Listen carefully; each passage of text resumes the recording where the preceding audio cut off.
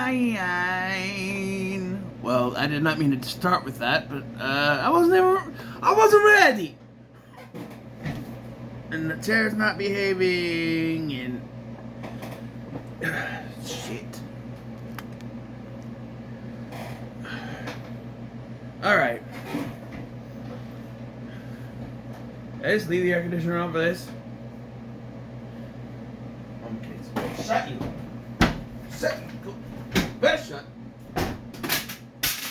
Did I say you could fall down? I did not.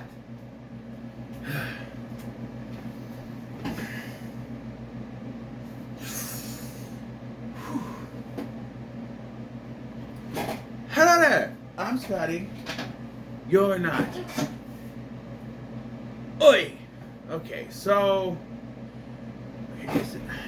Oh, I feel like it's always... Better? There, okay. Alright, I am going to turn off the air conditioner. Okay, now that we are a minute in, let's go ahead and start this.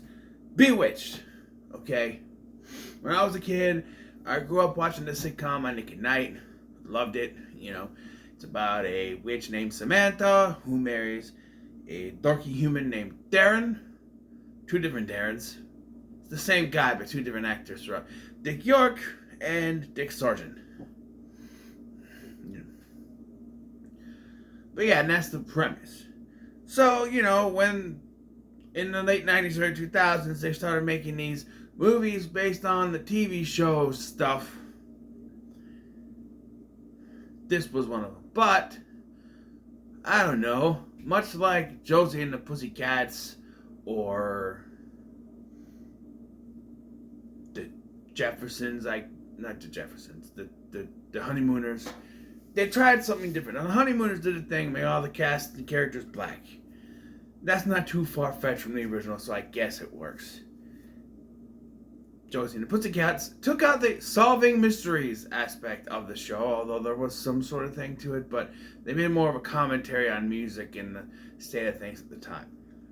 Here, I remember when I saw the trailer for this, I was done. Like, no, there's no way. Not only were they not following the story, but they cast Will Ferrell as the main male lead, which I guess it sort of works for this, but not really, because he's not playing Darren in the sense. He plays a man named Jack Wyatt, an actor who wants to bring back the Bewitched show, but retool it. And by retool it, it means make Darren the focus. And if you don't realize that, you will once you see the opening. They recreate the opening, but Samantha's face is completely covered by the smoke or something that's covering her face, because Darren's supposed to be the main character, which was never the case. It was always Samantha.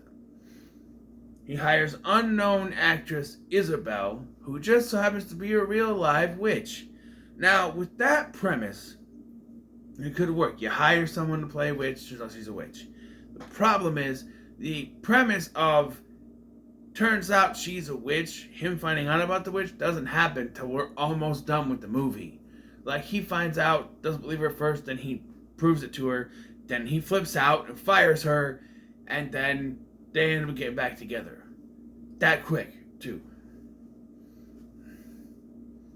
Yeah. And it's also confusing, because, like,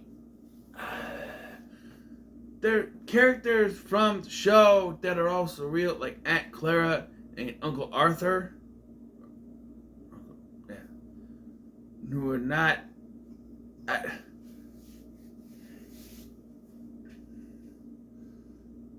mean, Uncle Arthur, I remember he played by the late great Paul Lynde. Yeah, no. Yeah, him. He just, but they got Steve Carell, and he does fine. If it works, if they were doing the show, it made me think, was something jumbled? Did they start writing the script basing it off the original show, and then decided we're going to change it, but left some of the characters? Because Uncle Arthur shows up to convince Jack to go back to Isabel. Yeah. Where I think uses his magic to make him have a dream that he goes on a Conan O'Brien show naked. Hey, by the way, you didn't blur it out enough. The last thing I want to see is Will Ferrell's junk, okay? You didn't blur it out enough. It's a PG-13 movie, isn't it? So you have Michael Caine, who plays Isabel's father, which is a switch from the show where it was her mother that always bugged her. I thought on the show her dad was immortal. Wasn't that the thing? Am I thinking, well, that's what it was. I know Sabrina the Teenage Witch had one parent that was immortal, but I thought her dad was, maybe he wasn't. I don't remember much about her dad. It was her mom, Eudora, that shows up, which is sort of played by Shirley MacLaine. It's another confusing character. She's playing the actress who's playing Eudora, but it turns out she's actually a witch. And, like, there's a thing between her and Michael Caine where they're, like, in love with each other. And it may or may not be a spell. I don't know. Will Ferrell is, I think he's in the middle of a performance. He's not as bad as other guys.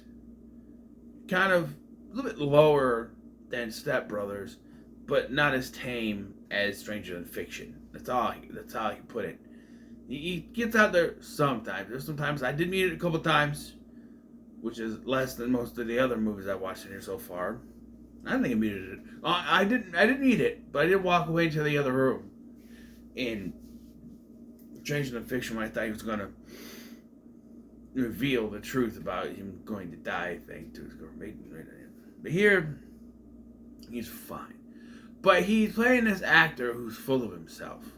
Like, he said, like, they have a line at the beginning of the movie where he's like, oh, this is like Bewitched, but we're retooling it, which is kind of telling the audience, hey, this movie's kind of like Bewitched, but we've retooled it, you know? But you start to watch what they're doing, and then you realize the retooling was to make it all about him and Samantha as a secondary character. There's a part where they're going through lines and stuff, and I'm like, wait, she has no lines. Like, she's just sitting there going, She has no lines. What's going on? I guess because they showed the intro first, and I didn't catch it. But then I realized, oh, okay. And I'm like, why is her face cut off? And then they started doing something, I'm like, oh, okay, I get it. He's making it all by himself. You know, but they also try to make you care about him because, like, his ex-wife divorced him. She took his house. He wants it back, and, you know, but she won't sign the divorce papers. And then later, she uses her magic. Isabel uses her magic to make her do that, and then he has a house party. That's where she reveals it to him. But it's like a will they, won't they type thing. But there's never a scenario that this will actually work, because he comes off as totally obnoxious. At one point, these girlfriends of hers, one of them which is Kristen Chenoweth in her first film role, they suggest that if she was a real witch, they could put a hex on him. And so Aunt Clara puts the hex on him. So he becomes, like, infatuated with her. And we see a scenario where they get the ratings, and his rating is way down, but her rating is way up, because that's how it works, I guess. And then he's like, oh, it doesn't matter. It's all about her. It's all about Isabel. And he caters to her every whim. And then she realizes she can't go on with this curse, so she has the curse reversed. And they realize the day again, only now he's pissed and ends up kind of firing her. I don't know if he fires her there, but I know that he kind of gets pissed and is not happy about what's going on. It's the opposite of what happened before. Let me tell you, when he has the hacks, he is intolerable. He is intolerable. You think it's bad when he's self-centered. He's just annoying when he's catering to her. It's like, somebody shoot and take him out of his misery. Just, you know.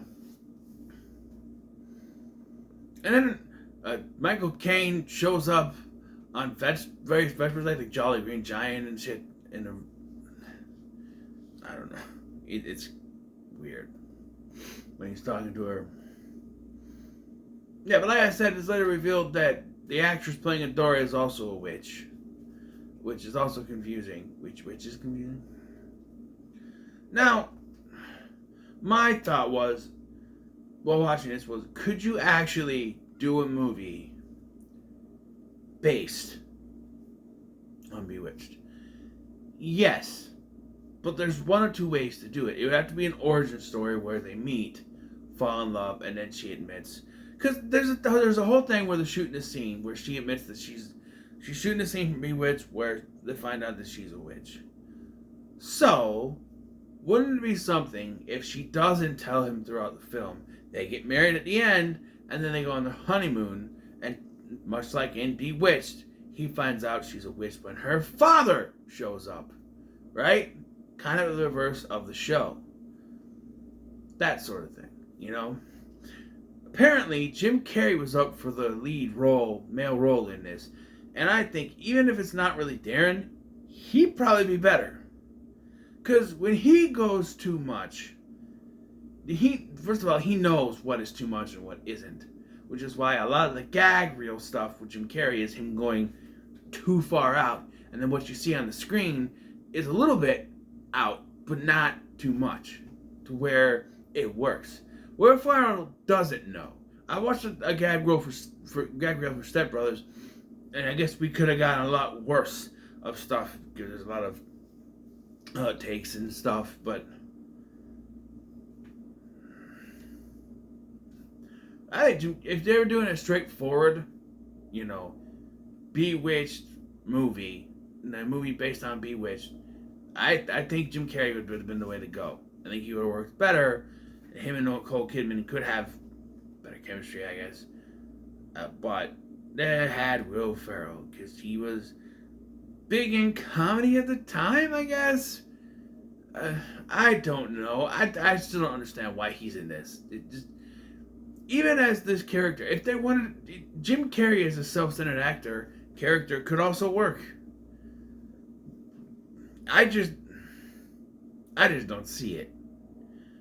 For me, Will Ferrell is the one thing in this movie that doesn't work. Yeah, there's a lot of other mixed variables, like characters from the TV show being real characters within this world. Like at the end, they move into a house, and the Kravitzes, the next door neighbors from the show, where there's the nosy neighbor guy and her husband, and so I was going, and then you just never mind. They live next door to them. I'm like, what?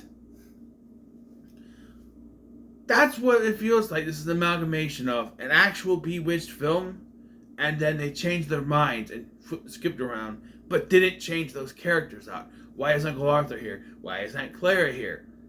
The fact that Adora, the actress who plays Adora, is also a witch. Shirley MacLaine's character is also a witch. It's confusing to me. And then the Kravitzes at the end. I don't know. It feels like an amalgamation of one script and another script. Like they wrote the script as an actual straightforward Bewitched movie, didn't think it was going to work, and then changed it to this, but then didn't edit those characters out. It feels off. It does. I don't know.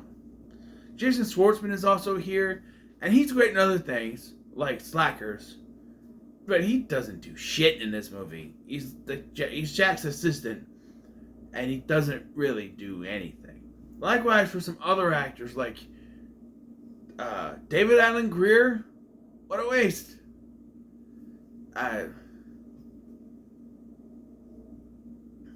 Who else is here? There's another actor that shows up that I'm trying to think of. I don't know. But I don't know.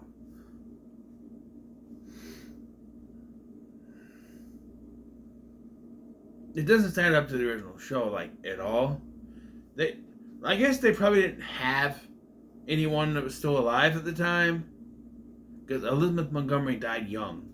Well, young-ish for that age, for there anyway. And then Dick York died. Dick Sargent might have still been alive. Maybe. But I don't know if he would have worked. Maybe the actress who played the Tabitha, but they're, I don't know. They usually try to get actors. I can't think of anyone else who would have been alive at the time. I don't know. But It was an interesting experiment that didn't work. Okay. I'm gonna give it middle of the road. I'm gonna get out of here.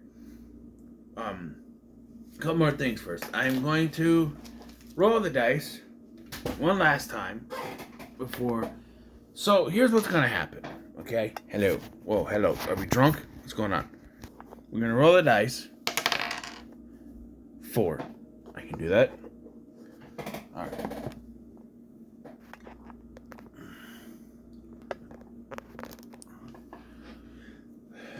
4.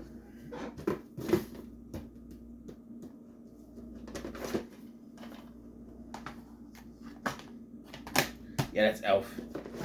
Told you Elf is last. I had a feeling that's what it was too. So it's Talladega Nights, the Ballad of Ricky Bobby. You know what I mean. Ballad of Ricky Bobby.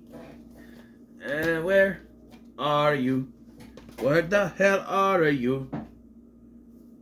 I don't even have the friggin' DVD back there. Because it's right here. Yeah, that's... See, I told you guys. I wasn't ready. I was just setting up the camera. I was not ready. At all. The DVD's on the menu right now. I had not taken it up, put it in the case, and put it back there. I was not ready for this. I told you. But you don't believe me. Where is the... This is gonna drive me nuts. Nuts! Nuts, I say. Where are you? Where are you?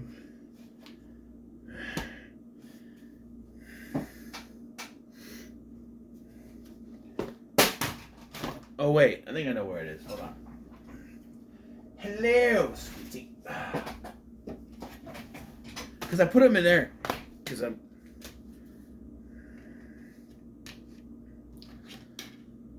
Alright, so what are your thoughts on the Bewitched movie? And the comments, so much like, share, subscribe. Before I go, though, there's an announcement. So I'm taking another break from this. Don't worry. It's only gonna be till next week. And here's why. Sort of. I have an idea of something to do for the weekend. So I don't mean to be shaking it so much. I have an idea of something to do for the weekend. And I'm going to do a video detailing all that and making my first pick. But for now, all I can say is that it's because I have a 3-day weekend coming up, which means I can start recording on Thursday afternoon or evening, whichever one. And so I'm doing stuff like that. So I'm taking a break from this. I was hoping I could get these done before then, but if I keep doing these, I don't think I'll have time to do anything. Like before, like I could do. See, I have like what 5 more movies left. I could do another one today, 2 tomorrow, and that would leave me, nothing on Thursday, and that's the other thing. But I figured we're technically halfway through now, so that'd be a good place to stop. Pause.